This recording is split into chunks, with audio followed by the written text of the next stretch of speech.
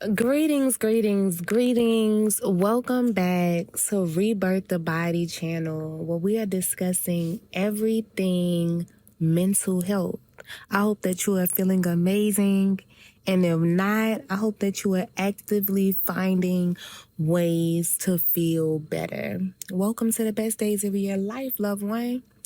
Today, we are talking about moving past triggers, right?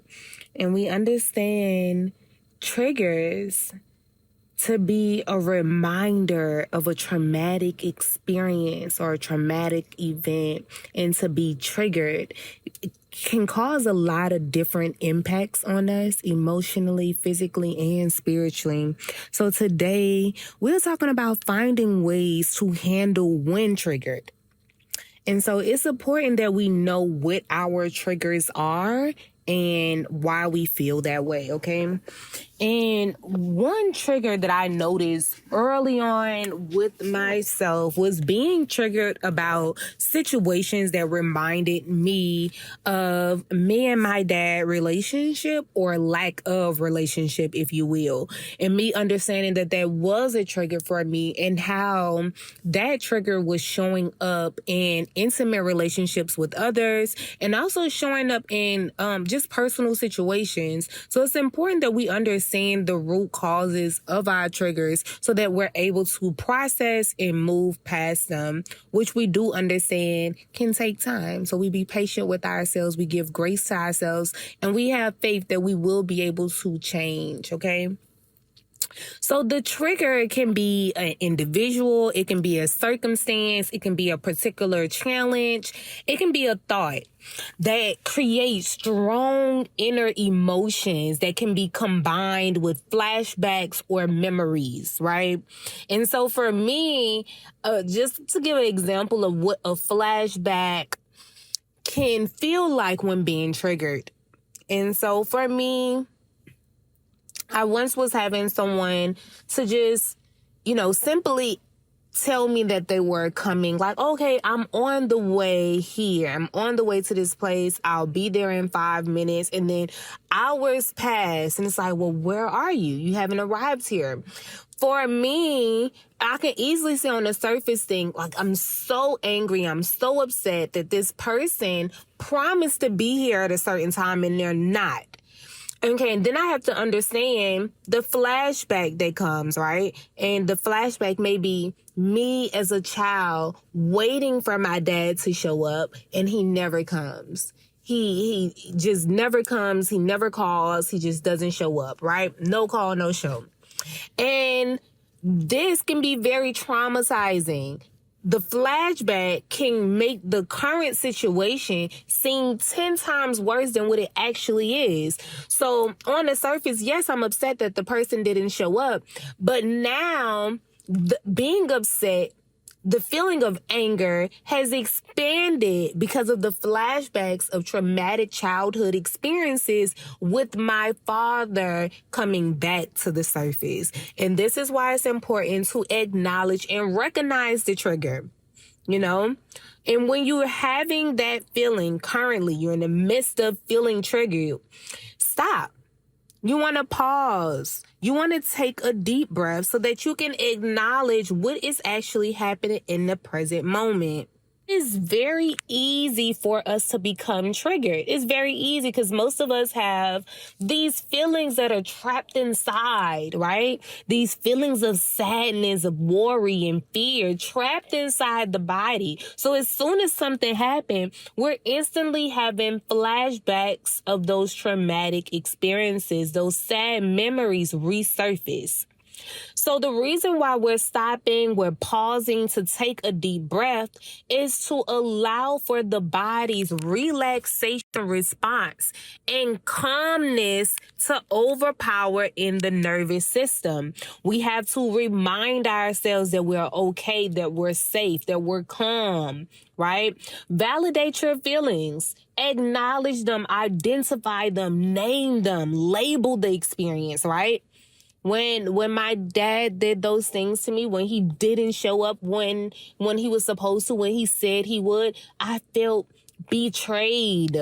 right? I didn't feel important, didn't feel special, didn't feel loved, didn't feel wanted. And so me being able to validate those feelings, identify my emotions, it allows for me to assist myself in gaining more clarity about how I am feeling. Why am I so mad at this person for not showing up? Well, I'm really mad at this person for not showing up because it reminds me of all the times my dad didn't show up.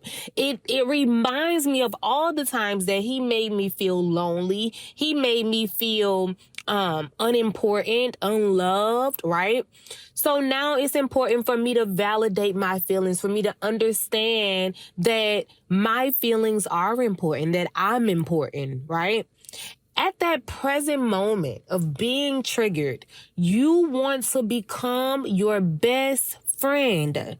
You want to be kind to you while you validate your feelings. While you're naming the emotions and labeling the experience, you want to be gentle with you, right? Practice being compassionate with yourself. Most times we're willing to be compassionate to our sisters and brothers. We're willing to be compassionate with our best friend, but we don't extend that same grace to ourselves. And that's when it becomes problematic. It's already a difficult time. So it's important that you allow for your body to know that you recognize that you are not in an emotional good place right now. Don't forget to use your support system. Sometimes this is the time where we need to call a friend, send a text. This is the time we need to validate how we're feeling. We need to be supported by an outside source. And unfortunately, and I'm one of these people too, where when we're going through these traumatic experiences or we're being triggered, some of us like to hide under a rock. We like to literally get away from everybody and everything. And I understand that resonates to me because that is my natural response to feeling sad, to feeling hurt, right? To just feeling worried and overwhelmed. Sometimes our natural feelings is just to abort the whole mission, to just get away, get out of sight and out of mind. So I definitely understand that feeling. Sometimes you need to focus on something else. When you can't get the solution that you're looking for, if you can't get the answer that you're trying to get, sometimes you need to shift your focus, right? And when we shift our focus, we allow for more flow energy instead of force energy. So instead of me trying to force a resolution, how about I just move into flow, right? Move into reminding myself that I am okay, that I am at the right place at the right time with the right people, having the right experience. No matter how traumatizing the experience is, it belongs to me. It was for me to experience, and I get to be here. I get to experience. In the midst of a conflict, find ways to self-soothe, and this is extremely important. Know what relaxes you. Know what makes you feel calm on all levels. Know what music, right? Know the music that brings some form of soothing, some form of relaxation, some form of motivation and inspiration to know that you will win, that you will experience triumph, right? And when you know what it is that relaxes you, it is very easy for you to move into a new state, right? So this may be making sure you're working out, eating healthy. Sometimes if you are really in a slumber, try a fruit fast where you're eating fruit every day, all day for 3 to 5 to 7 days. This can definitely heighten your overall spirit, right? This can literally on a chemical level boost you up. It can help your immune system. It can literally make you feel better, right? So we're spending time in sun. We are connecting and reconnecting with nature. We're having a picnic. We're getting grounded. We're putting our feet in the grass. We're putting our feet in the sun. All of this helps to ground us, helps to calm our mind and have us focus on what we know to be important.